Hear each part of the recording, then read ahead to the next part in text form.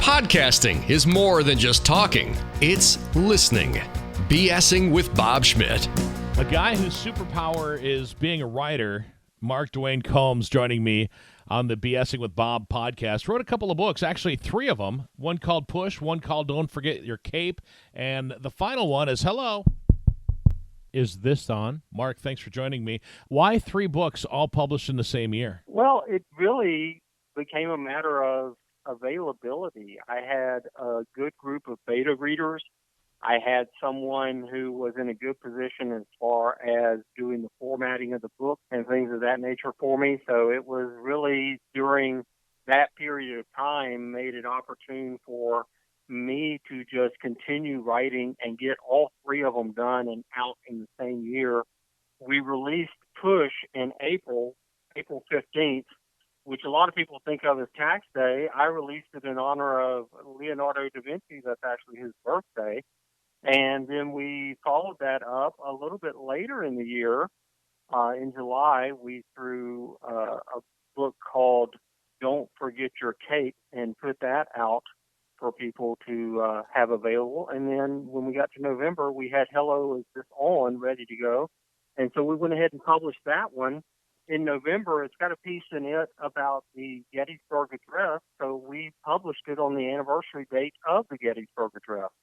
And so that's how the 3 books all rolled out in the same year. It was a lot of work, but I think it was well worth it. Ever thought about just rolling them all into one book and just have it be, the book of Mark? Well, they do kind of follow the same trajectory as far as the way the text unfolds, but they kind of focus in 3 different areas. The first one, Push, I wrote really to go along with a lot of presentations that I do. I'm a motivational speaker, and I'm often speaking to small groups for a company, somewhere between 12 and 20 people.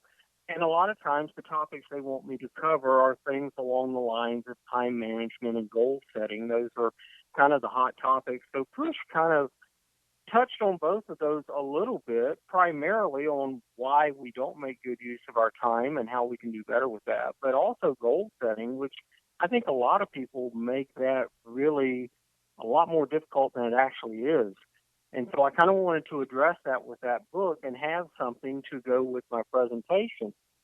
And that was, met with a pretty good reception. So we just rolled it into the next 2 books. Another presentation that I do is really one more of encouragement for folks who feel like that, they put forth an awful lot of time and effort and energy, and are they really accomplishing anything that matters in the long run? And so we really wanted to address that with the second book, Don't Forget Your Cape. And so it centers around the impact that a person can have as an individual, and in many cases, we don't even see what that impact is. And then the third book was just designed to be something encouraging, especially for those folks who feel like they're working in a vacuum. So Hello, Is This On? And we drew from a lot of illustrations in that book of very well-known incidents, but not so well-known components in those incidents that we brought to light that I think people will go, wow, I didn't know that. I didn't realize that. And it just goes to show that sometimes you feel like you're operating in a vacuum, and you're really not. You're doing what you were called to do, and it is having an impact even though you don't see it. What is an example of one of the opportunities that you didn't think was making any ground that ended up making some ground? Oh, that's a really good question. I think for me, when I hear motivational speakers, and I've heard a great number of them, usually they will have a type of connection with the audience, something along the lines of they overcame a great difficulty and they're wanting to encourage others that are struggling that they can overcome a great difficulty, or maybe they were born with some type of a disability of some type that people said, hey, you can't do this. And they didn't listen to the crowd, and they went forward and chased their goals and actually achieved those goals. Well, I don't really have either of those 2 things working in my life, Bob. I am fortunate that I was born with every aspect of my physical presence being 100% operational as you would expect. And so I can't say, well, I had this physical abnormality that I had to overcome. And in so doing, maybe I can encourage and inspire you. I don't have that. And I've been fortunate in my life that I haven't had any great tragedy where I've had a significant loss or a pain or something that I can point to and say, hey, I recovered from this. Maybe that can be an encouragement to you. I'm a person who has gone with day in and day out with the task at hand, whether it be that of making the sale or taking care of the customer or connecting the client, or maybe for the housewife, just taking care of the day-to-day things around the house. And there hasn't been any great difficulty that I've needed to overcome other than the mundaneness of that task day after day after day. And how do you stay sharp? And how do you stay inspired? And how do you stay in a position where you feel like, yes, getting this load of laundry done, getting these things here around the house taken care of, putting a meal on the table because I spent time at the grocery store, that actually has a far-reaching impact with my family. Sometimes that gets underappreciated and overlooked. And I think that there's a large number of people who kind of fall into that realm where they are busy doing things that actually do have an impact, but they're not really considered to be all that impactful. And I really wanted to turn a focus on that and say, no, you matter. You make a big, huge impact on those around you. And you really don't want to lose sight of that. So you mentioned that that you haven't had any physical problems, or that you didn't lose this or that or the other thing. But everybody's got obstacles, Mark. Every single person that we run into. What's an obstacle that you may have overcame in your career? Well, for me, it was just a matter of managing my time, because I'm one of those people that, and I realize my circle's pretty small. There's probably not a lot of people listening to this, Bob, that would admit to being easily distracted, that the next shiny, sparkly thing on the horizon kind of distracts their attention and they turn away to that and lose track of what they were doing. I'm a person that really struggles with focus at times. I'm guessing that honestly, Mark, I think that most people do. I mean, when I record my podcast, I keep my blinds closed because otherwise I'm looking outside at the squirrel, or, hey, look at the shiny object, or, hey, somebody just walked by. I wonder what they're doing, and then so my mind goes elsewhere. I think that a lot of people have a hard time trying to focus in on, the task at hand and things that need to get done, like now. So you think there's a lot of people that struggle with that? Oh, yeah. Yeah. I kind of feel the same way. I say facetiously I'm probably the only one, but I kind of feel the same way, that I'm running in a much bigger circle than people would like to admit, that general focus on what we're trying to do is not as easy as it sounds. I mean, it is easy if we're sitting down to watch our favorite TV program, but if we're in the middle of a long work day, hey, the phone's ringing, I got emails bouncing through, I've got people knocking on my door, it's really easy to get distracted. And when I get distracted, am I going to be able to accomplish what I need to accomplish? And the answer to that is, it's a battle. It really is. In your first book, the book Push, you had mentioned that you want to help people with goal setting and stuff, and I think that that'll probably tie in a little bit with what we were just talking about, the goal of getting the task done and trying to find focus on the things that you want to get done. How do you tell people, or how do you teach people, or when you're up there doing your presentations, how do you get people to get those goals down and then work toward getting there? Getting the goal completed? Well, in essence, I believe that in most cases we make goal setting much too hard. It's something that we do on a daily basis, really by default. And I'll give a simple example that I feel like most people could relate to. If you or I got up in the morning and decided we wanted to have a bowl of cereal for breakfast, we wouldn't have to give that much thought. We've done it before. We've gone through the process. Pull the milk, pull the cereal that we want. If we wanted some fruit cut up in it, we could pull that. It's really not that difficult to do. And the reason it's not difficult is because we've done it so many times. But when we look at something new that we want to achieve, we look at that particular achievement as something that's going to take a lot of effort. And it really doesn't take effort as much as it takes commitment to the task to get from point A to point B. In the same way as making a bowl of cereal for breakfast. We know the ingredients that are involved. We know how to put them together. We do that on autopilot. Some of these other things we can do easy as well if we would just sit down and decide, okay, what moves me from point A, where I am, to point B, where I want to be, and break it down into a real simple process, something that can be done, something that we can identify step 1, 2, 3, and so forth, and then just do the steps. It's not hard, but it's something that we make hard because we over-evaluate what we're trying to do in the entire process. So it becomes more of a challenge, it becomes frustrating, and we never achieve the goal, we give up on it. So basically break it down into smaller chunks and work on that and then commit to get those done, and then pretty soon you've got tasks 1 through 5 done and it's finished? Make it simple. It's just like picking up the cabinet from IKEA and sitting down in the living room. You've got parts all over the place, but page number 3 says put these parts together first. Before you get to page 7, you don't go through that book in random order. You go through that book one step at a time, and any goal that you want to achieve can be broken down that way. Maybe I should throw in the qualifying phrase, any reasonable goal, because sometimes we do get a little bit unreasonable with what we want to do. But any reasonable goal that you want to achieve can be accomplished in that manner if we just take a measured, step-by-step, methodical approach to it. We can get it done. Well, a lot of times you have to be able to decipher the pictures in the IKEA book in order to get that in order to get that done. Yeah, absolutely. Yeah, sometimes those pictures are a little bit crazy. So when it comes to putting together a book, and like I said, you wrote 3 in 1 year, which is quite a lot.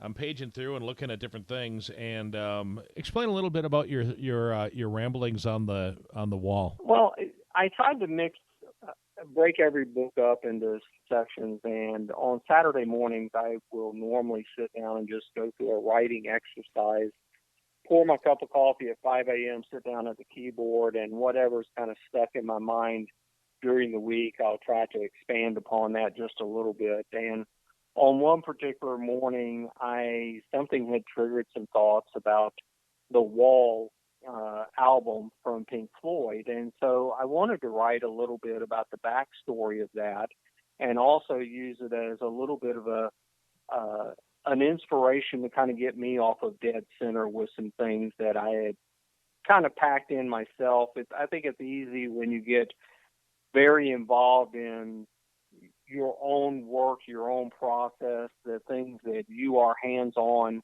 dealing with. I think it's very easy to separate yourself from the outside world a little bit more than you should.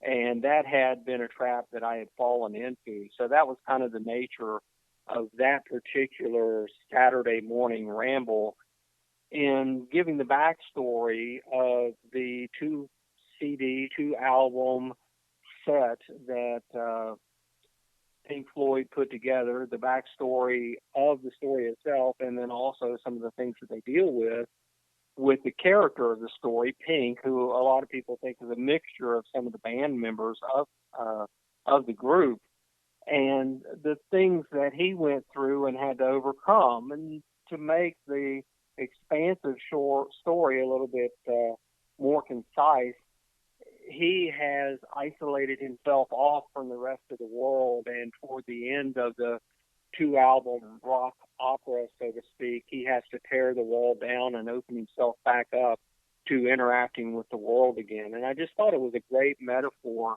for those of us who sometimes get so wrapped up in our own world, the things that are important to us, the things that we're busy with, that we lose track of some of the things that we should be a part of in the world. And, we have to really make a conscious effort to stay involved in those things, or it can end up being on the wrong side of the wall and perhaps lost forever. Mark, what's a wall that you've tore down in your life? Well, one of the things that I had really gotten away from, and this is something that was a challenge for me one of the reasons that I put myself in a sales field in the first place was that I have a tendency to be very shy and introverted.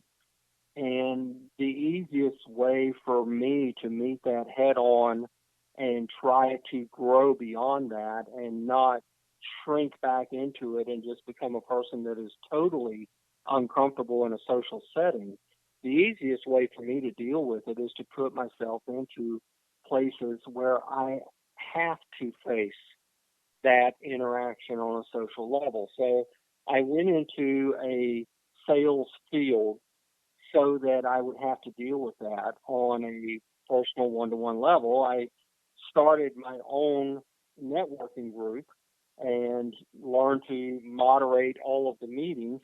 And so that kind of developed out of that same thing of trying to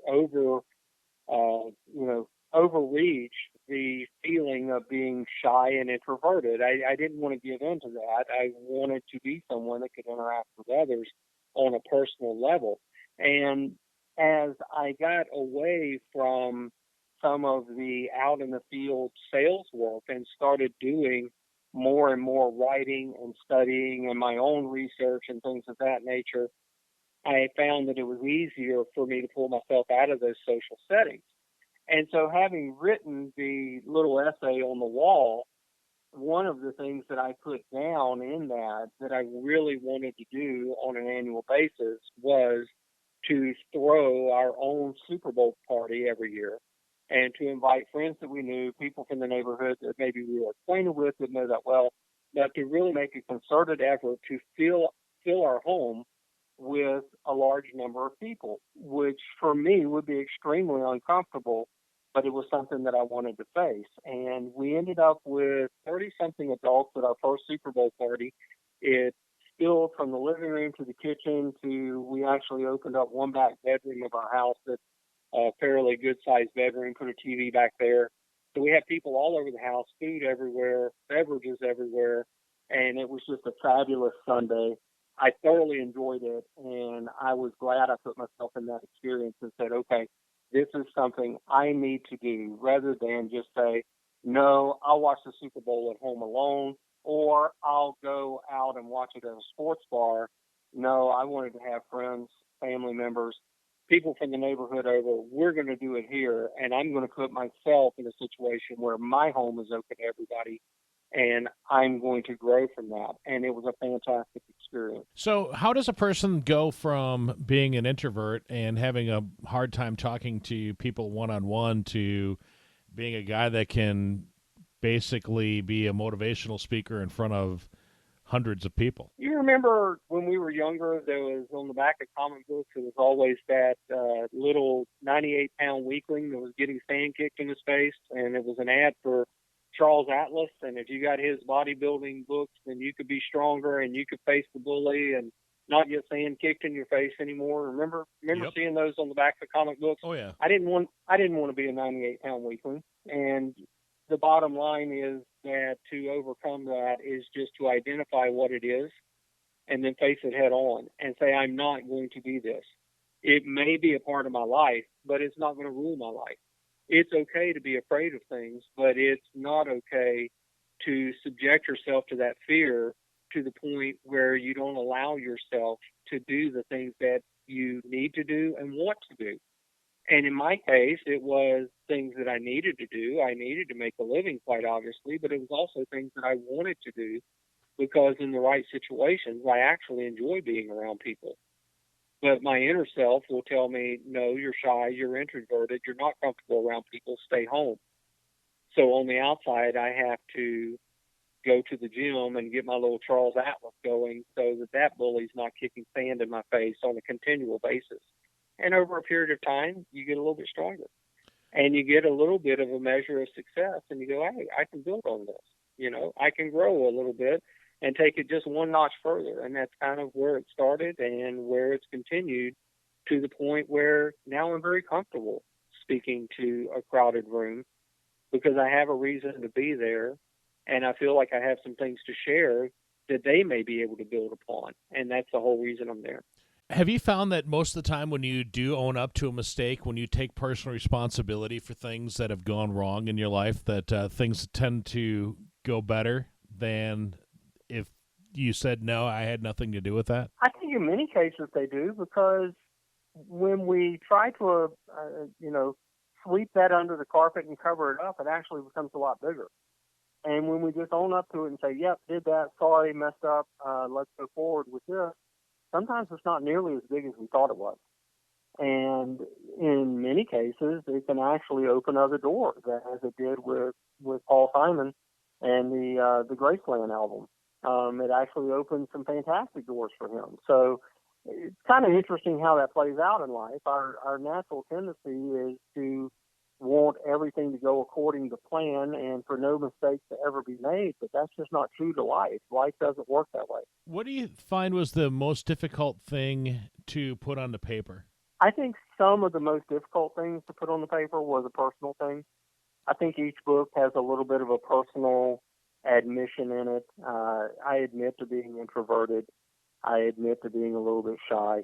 I think each book has a little section in it that's a little bit personal. That was hard to put on the page for two reasons. Number one, I don't like putting myself in the spotlight, and I had to kind of get beyond that and say, okay, it's all right to talk about this. And the second reason was that, I was kind of pulling a Band-Aid off a sore, so to speak. But I don't think that any of the books would have the full impact that they really should if I covered up that part. So I think coming clean with some of those things and saying, hey, this is what I deal with, this is what I wrestle with.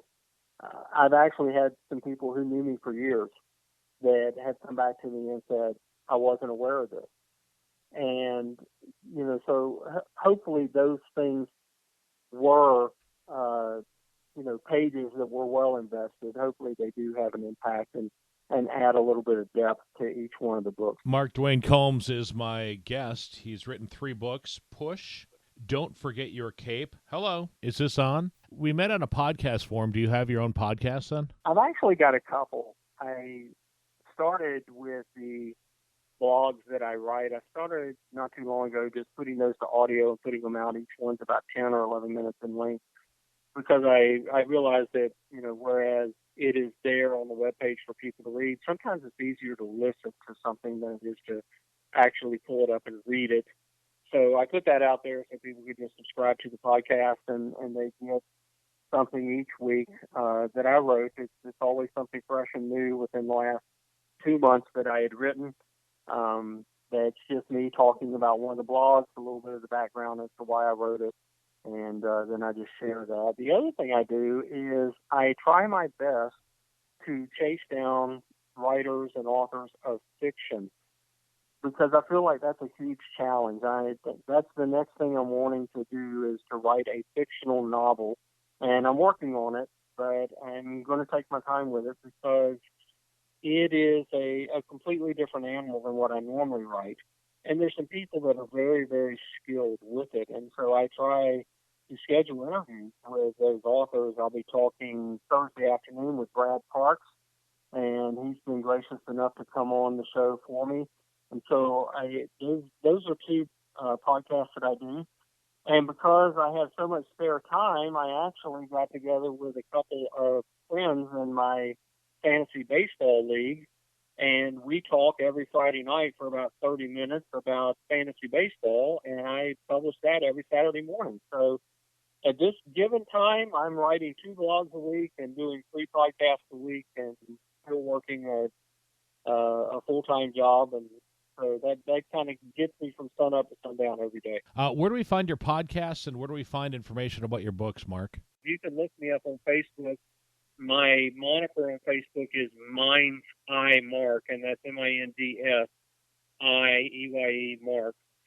I'm also available on Twitter under that same moniker. And then my website is Mark Combs Author, MARKCOMBS author.com.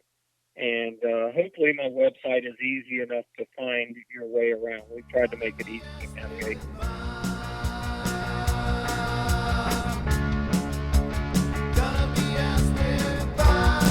The BSing with Bob Schmidt podcast is brought to you by Orange Computer.